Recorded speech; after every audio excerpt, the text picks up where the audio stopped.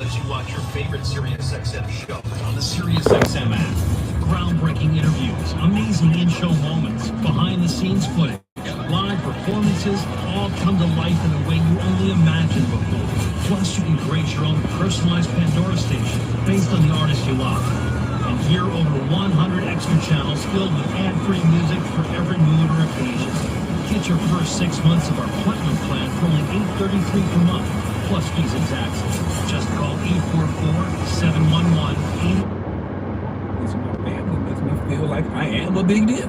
Okay, Sarah, if your family doesn't make you feel like a big deal, it's probably because they don't respect you.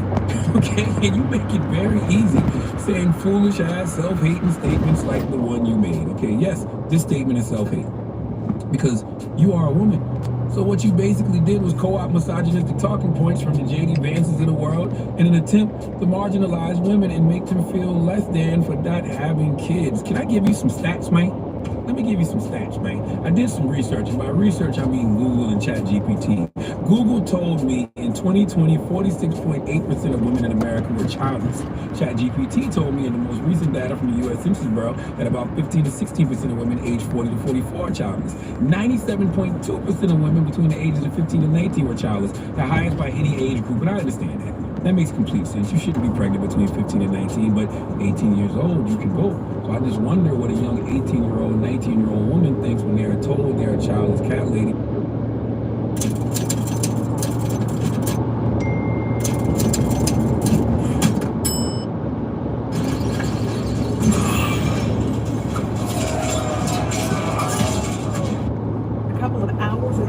State and federal agents surrounded the home of the suspected shooter, Colt Gray. Fox 9's Denise Dillon is live outside that Winder home. Tonight, Denise, police were there well into the evening. They certainly were. We've seen the GBI, the ATF, other law enforcement agencies going in and out of this home throughout the evening, searching for anything that could tell them more about the shooting and what may have led up to it. They're looking for guns, weapons, likely going through computers, cell phones, especially looking at Colt Gray's social media accounts. And we have found out more about Gray from the FBI, who says that in May of 2023, the FBI received several anonymous tips about online threats, which included photos of guns, of a school shooting at an unidentified location and time. The FBI determined that these threats originated in Georgia. The Jackson County Sheriff's Office launched an investigation which led them to Colt Gray, who was 13 at the time. Remember, this was last year. Now, they determined that there was no probable cause for an arrest at that time. One of the neighbors told me the family has lived in this home just across the Winder line in the town of Bethlehem for about 2 years. She said sometime after 11 this morning, right after learning the schools were on lockdown, she saw a massive police presence. The police presence and the SWAT, they were flying down the road. I know 50 cars plus, just coming fast, jumping out of cars, full armor, guns in hand, surrounding the house. I was in shock. I'm like, there's just no way. I just couldn't wrap my head around it that this is really what's been going on in the news is actually the guys across the street or lived across the street. So yeah, I mean, it's hit us hard emotionally, especially my grandsons. They have a lot of friends at Appalachia, and I don't know, I feel. We continue to follow developing news out of Paulding County, where an officer was killed while responding to a domestic violence call last night.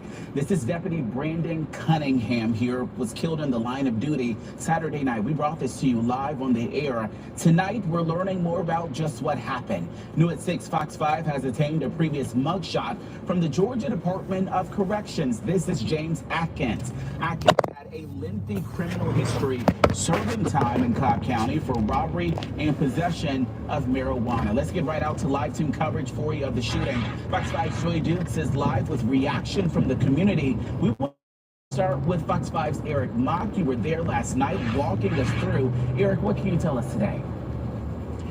Eric, we actually have breaking news that just has come in within the last few minutes before we came on live with you. We actually just spoke with the brother of James Atkins, who was here at the scene with his family going through the house, and we just spoke with him. He told us that his brother battled demons and that he and his wife had fought before, but that they couldn't understand how he could have done something like this. And they did say that he was a gun owner. They said it was very normal for their family to own guns. They grew up hunting, and again, they said they had fought before, him and his wife, who we now has been identified as Kim Tao Vu. She was shot in this, and she's in the hospital. The family has spoken with her. She's doing okay. She will recover, but she's got a long road to recovery ahead, and that she was shot in the shoulder. I'm telling you, this breaking news. We just got this a few minutes before coming on, but we do want to show you the house here. This is really badly damaged because we are learning today that deputies and officers used armored trucks to make entry into the home, a SWAT armored Bearcat. They also used drones and robots to make entry, where they say James Atkins was shooting at deputies from inside. Sean Diddy Combs is locked up in a federal jail that has been plagued by harsh conditions and violence. The Metropolitan Detention Center in Brooklyn has seen multiple deaths in recent years. An inmate was stabbed to death in July, and several others have died by suicide. It's these reasons, among others, that Combs' lawyers are fighting to get him out of there. They want him released on bail rather than being kept in jail while he awaits trial on sex trafficking charges. Combs is just the latest high-profile defendant to be locked up at MDC Brooklyn. Before him, there were R. Kelly, Elaine Maxwell, and crypto scammer Sam Bankman-Fried. Maxwell complained about her treatment at the facility, which included round-the-clock checks in the wake of her associate Jeffrey Epstein's jail suicide. A few years ago, a week-long power outage in the dead of winter left detainees in drab, cold conditions. Judges have also raised alarms. They've pressed the Bureau of Prisons for status updates and implored the agency to fix things. One judge even refused to send some defendants to the jail. For now, Combs is one of about 1,200 people locked up at MDC Brooklyn. He's the highest profile detainee at a place that's been described as hell on earth.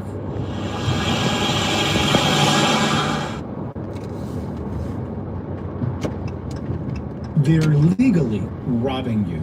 And it's happening every time you pay for car insurance. Here's the deal.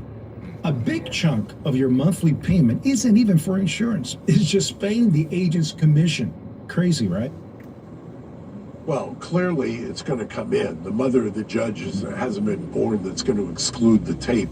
I mean, that's the centerpiece. That's the irony of this, is that this is something that wouldn't normally come in or wouldn't even be a felony prosecution, yet it's going to come in as a Southern District RICO Act. And look, you read that indictment, and they all but telegraph in the indictment that there are other defendants that are going to get superseded into this case. Yeah, and that's why the quiet has been deafening, to use the cliche. Do me a favor, Sarah, make any point you want, but for those at home who's hear RICO, but make your point, but explain what RICO is and what Mark is talking about with why this comes in the Southern District. So two things. Number one, consent just is flawed and inapplicable. It's flawed because there's allegations that they were incapacitated, that they were under the influence. Secondly, it's inapplicable because it's a defense to kidnapping. It is not a defense to RICO. It is not a defense. Here in Georgia, it appears Fulton County DA Fonnie Willis will have to answer a Georgia Senate committee's subpoena. A Fulton County judge has denied Willis' motion to stop the subpoena, forcing her to testify. The state Senate committee looking into her ongoing investigation of 2020 election interference and her relationship with former special prosecutor Nathan Wade. Willis filed an emergency motion for an injunction to halt the subpoenas, which demanded her appearance at last Friday's hearing.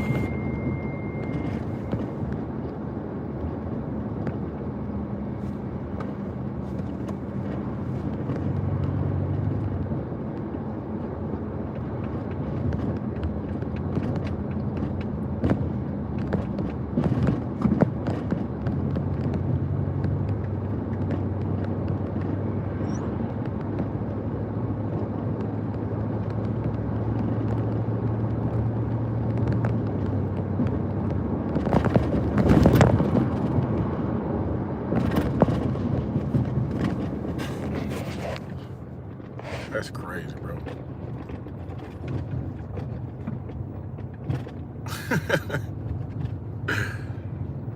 how's your day going, Jailbird? I don't wipe after. What? Hello, Simon Random.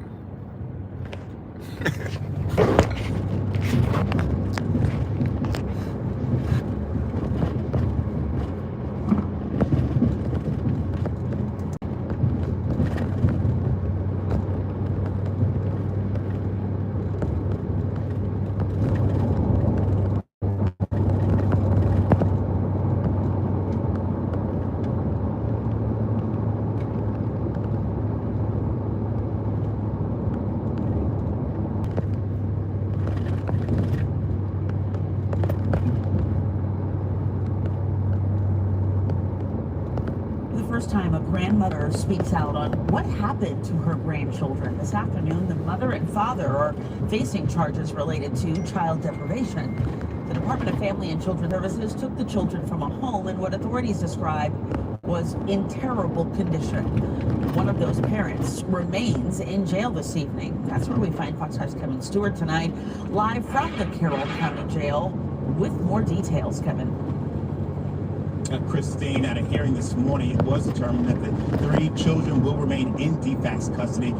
The father, he's already bonded out, but the mom, she remains here at the Carroll County Jail after violating a bond condition. This whole case was triggered after a phone call from the grandma. Have you had a chance to talk to your grandbabies? No, not at all. This is where it all began. Highway 113, where Carroll County and Haralson County meet. Michelle Turner says she called the Carroll County Sheriff's Office because she was scared and her grandson riding his bike up and down the road. I was just hoping the cops would scare.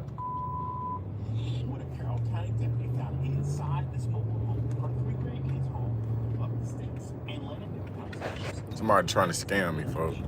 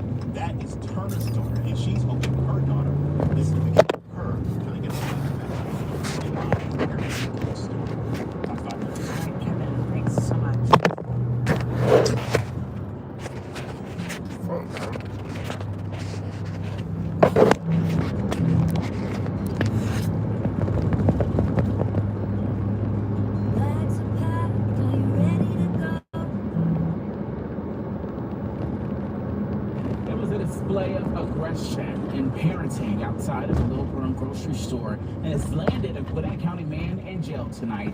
That's after video of what police say was a case of child abuse in a Kroger parking lot went viral on social media. We do want to warn you, it might be difficult for some to watch. NewsDash reporter Joy Dukes has more.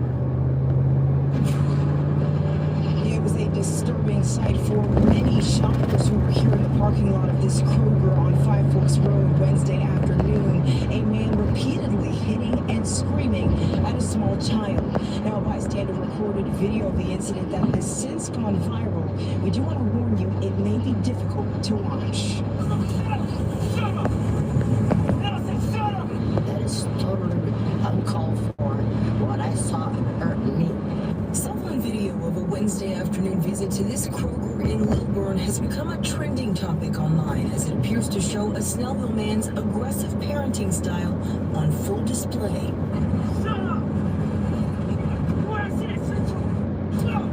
video obtained by Fox 5, 44-year-old James Collins can be seen striking a 3-year-old child in the back seat of his truck and yelling at the toddler after he'd apparently had an accident. Gwinnett County Police say it has been viewed and shared thousands of times online. Amanda Martin, a frequent shopper at this Kroger, says she saw it in a Facebook post. It was completely heartbreaking.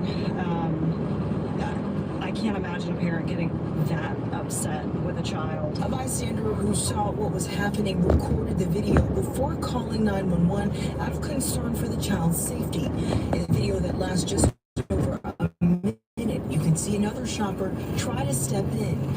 Imagine a parent getting that upset with a child. A bystander who saw what was happening recorded the video before calling 911 out of concern for the child's safety. In the video that lasts just over a minute, you can see another shopper try to step in.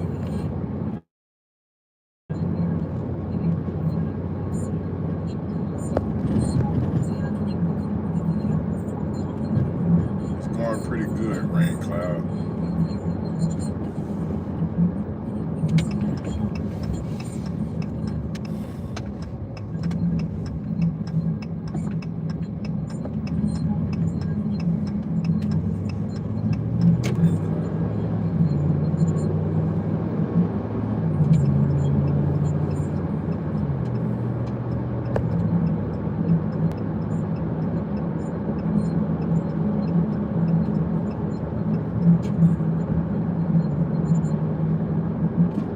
Collins then telling her to mind her business. Martin says she was glad someone spoke up.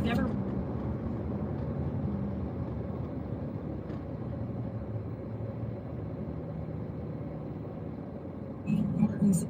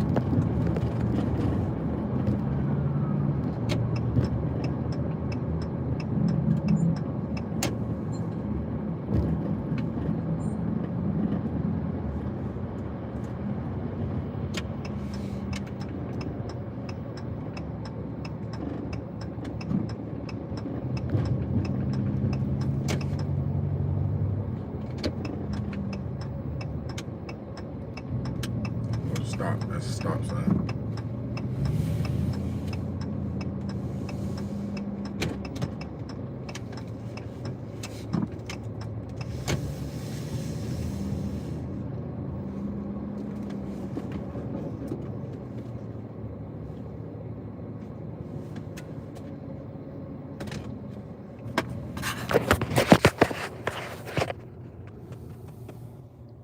Going to get groceries. Do a backflip. Let me see what else I got. I don't wipe after. Just a bunch of random stuff. Hey, it's a day going jailbird. Am I really a jailbird? Rain Cloud? Did you do that to me? Quad sap. I don't know what that means. Man, thank y'all for subscribing. Like, share. Tomorrow, we're going to leave the state. We're going to drive out of state tomorrow. Stay tuned. Let's get it, let's get it, let's get it.